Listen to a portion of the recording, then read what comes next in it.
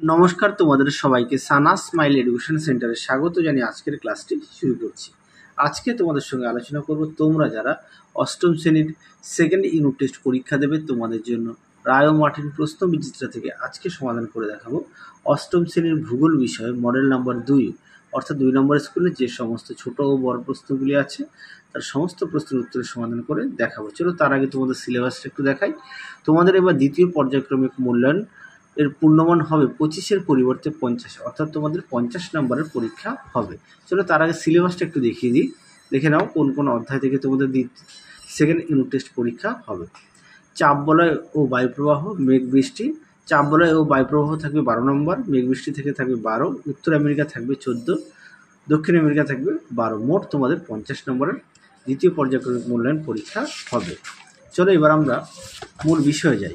চলো 2 নম্বরটা অধ্যায়টা সমাধান করব। 2 নম্বর স্কুলটা দেখো কি আছে, সঠিক উত্তরটি নির্বাচন করে লেখো। একে আছে উষ্ণতা বাড়লে বায়ুর চাপ কমে, অপশান বি। 2 দাগে দেখো জলীয় বাষ্পের জলকণার পরিণত হওয়ার প্রক্রিয়া হলো ঘনীভবন, অপশান এ। 3 দাগে দেখো পৃথিবীর বৃহত্তম স্বাদু জলের হ্রদ, উত্তরটা হবে সুপিরিয়র, অপশান এ। 4 দেখো পৃথিবীর উচ্চতম হ্রদ, উত্তরটা হবে টিটিকাকা, অপশান সি। শূন্যস্থানে পূরণ দেখো 2-এর ঘূর্ণবাতের বায়ু উত্তর গোলার্ধের ঘড়ির কাঁটার বিপরীত দিকে প্রবাহিত হয়। 2 দাগ দেখো নিরক্ষীয় অঞ্চলে নিয়মিত পরিচালন বৃষ্টি হয়। 3 দেখো উত্তর আমেরিকার সর্বোচ্চ শৃঙ্গ, উত্তরটা হবে একনোকা গোয়া।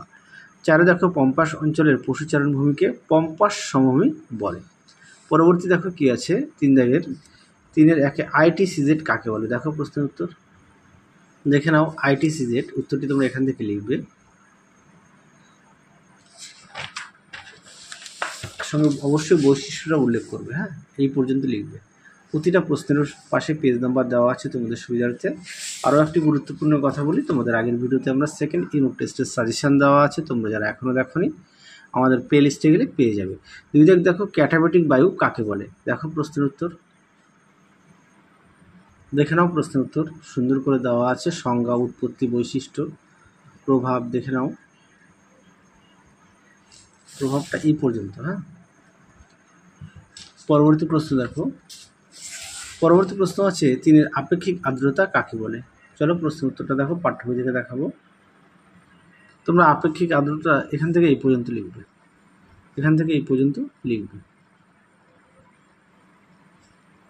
পাঠ্য বইতে পেজ নম্বর হচ্ছে 46।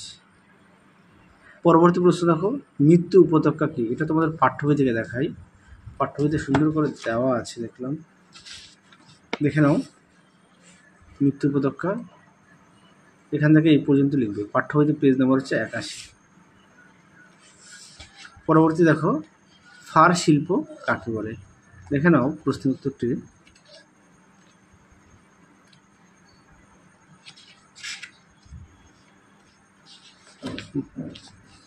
আচ্ছা দেখো ফার শিল্প দেওয়া আছে। ফার শিল্প হচ্ছে কেন্দ্রসমূহ, তারপর হচ্ছে উৎপন্ন দ্রব্যসমূহ। তোমাদের পাঠ্য বইতে পেজ নম্বর হচ্ছে 93, দেখে নিও পাঠ্য বই থেকে 93 পেজে। পরবর্তী প্রশ্ন দেখো 6 চা দেওয়া বলতে কী বোঝো। এটাও তোমাদের পাঠ্য বই থেকে দেখায়, পাঠ্য বইতে পেজ নম্বর হচ্ছে 104। দেখো চা দেওয়া আছে সুন্দর করে, দেখে নিও পাঠ্য বই থেকে পেজ নম্বর 104। পরে দেখো কর্ডিলেরা কাকে বলে। এটাও তোমাদের পাঠ্য বই থেকে দেখাই, দেখে নাও কর্ডিলেরা এখান থেকে এই পর্যন্ত লিখবে, পাঠ্য বইতে পেজ নম্বর হচ্ছে 81।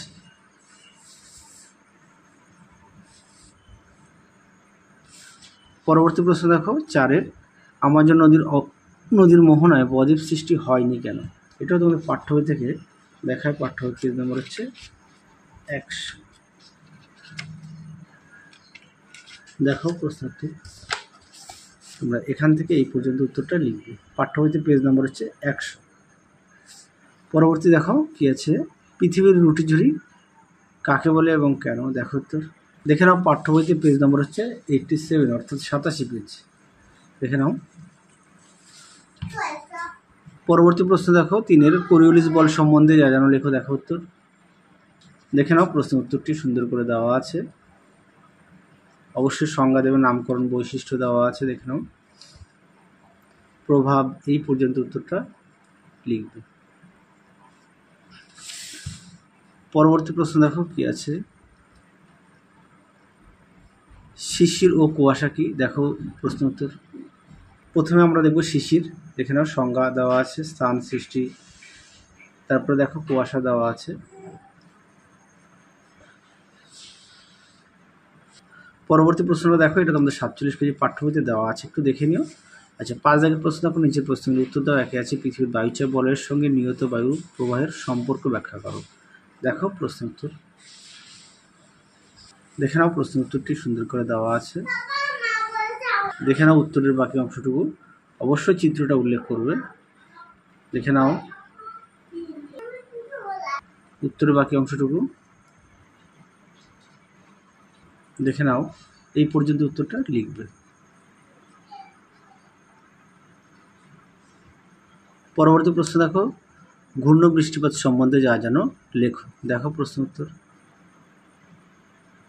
দেখে নাও প্রশ্ন উত্তর,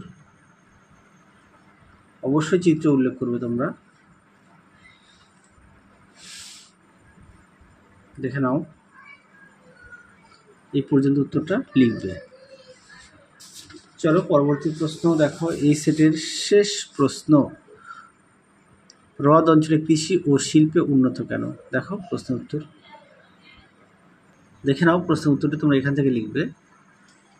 দেখে নাও,